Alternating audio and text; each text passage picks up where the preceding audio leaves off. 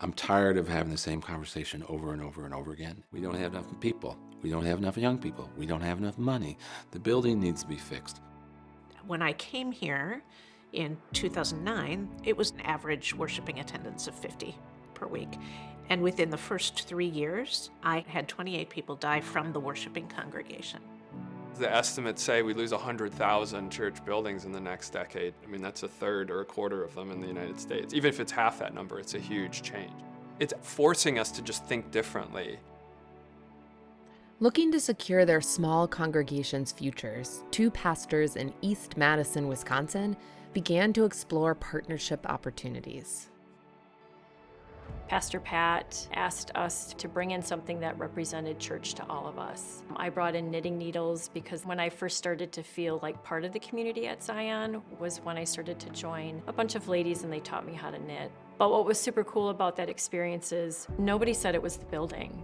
It was all about the experiences inside the church or the experiences with the people. And that was kind of a freeing moment. We just started meeting monthly and talking about, okay, what would it look like to share property in some way? And then at our annual meetings at the end of 2020, each congregation independently decided to work towards some sort of collaborative ministry.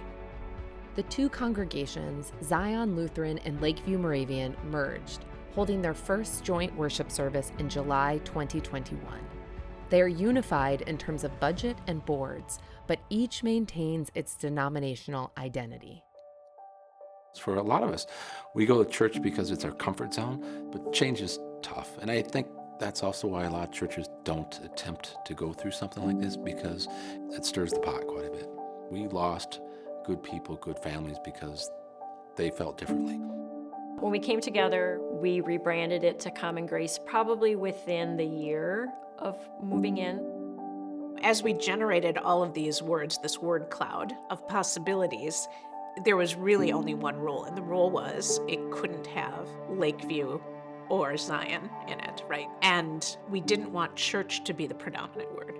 So the word common became very important, and Common Grace just really spoke to people about what we were trying to do and what brought us together. It wasn't two congregations just worshiping in one space. It was one congregation, one group working towards the common good, one group doing God's work.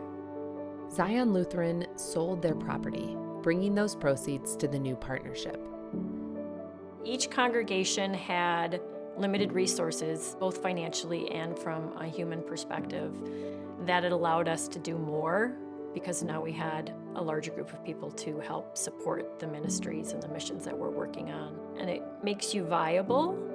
We want to be something different. We want to be something that's sustainable. We want to be something that has longevity, and we want to make a positive impact here in this community.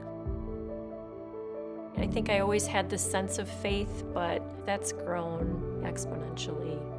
And I'll credit that to the federation of us coming together and really seeing what a community of committed individuals who want to do what God has called us to do and us actually doing it.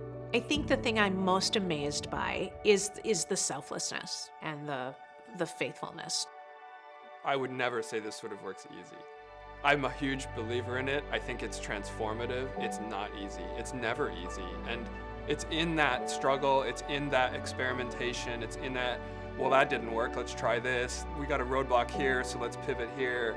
That's where the magic happens, actually. So don't be afraid to make the big decisions.